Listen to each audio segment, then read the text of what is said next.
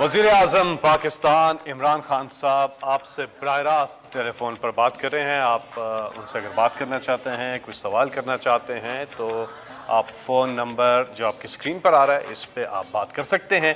एक और कॉलर हमारे साथ लाइन पर हैं। जी अस्सलाम वालेकुम। नमस्कार। जी आपसे बात करने का आज अवसर मिला है। आपने शुरुआत जनता के नाम से की है और वैसे भी आप जनता के पत्रकार हैं।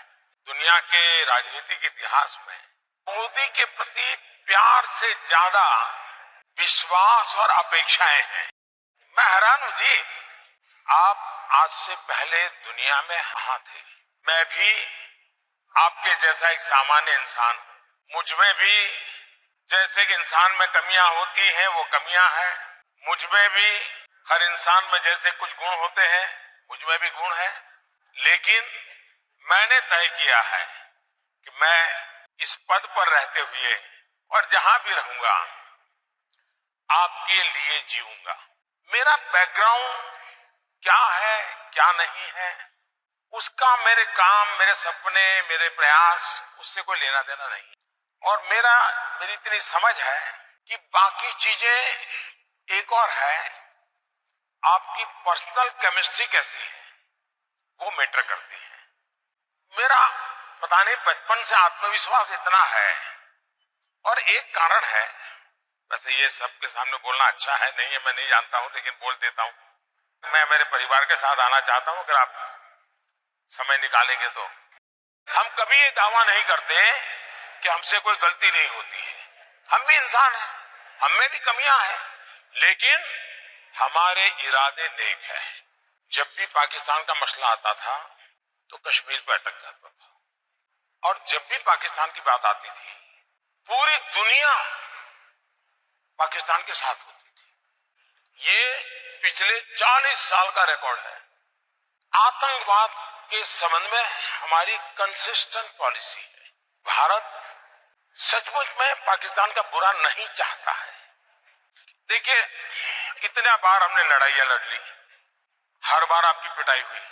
ये जितना हमने बर्बादी 40 साल में की है, अगर हम 5 साल मैं मेरे देश में गरीबी के खिलाफ लड़ूं, आप अपने देश में गरीबी के खिलाफ लड़िए, हम दोनों गरीबी के खिलाफ लड़ें। और इसलिए मैं आपको कहता हूं कि आइए हम नई शुरुआत करें। मैं आपका बहुत आभारी रहूंगा।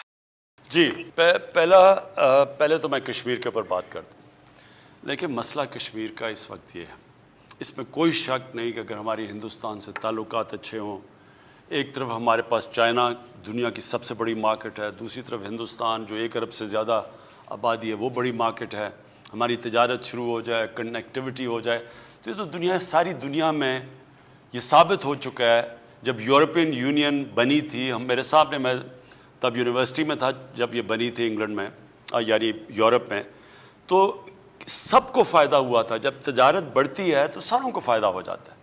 तो इसलिए इसमें तो कोई शक नहीं कि हमारे अगर ताल्लुकात अच्छे हो जाएं, जो मैंने पहले दिन ही इक़्तिदार में आके पूरी कोशिश की कि हमारे हिंदुस्तान से ताल्लुकात हों, और हमारा एक ही मसला है कश्मीर का जो कि हम बातचीत से हल करें।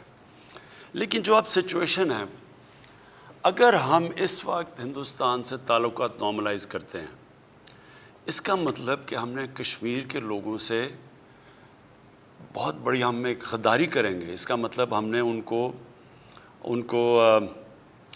यानी उनकी सारी जो जद्दोजहद, जो सारा जो उनकी स्ट्रगल, पता नहीं 1 लाख से ऊपर शहीद हो चुके हैं कश्मीरी, इसका मतलब कि हम उस सब को नज़रअंदाज कर देंगे।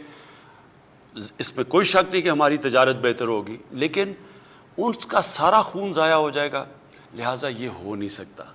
हम कश्मीरियों के साथ खड़े हैं, हमें पता है वो उन्होंने किस तरह की कुर्बानियाँ दी हैं और दे रहे हैं।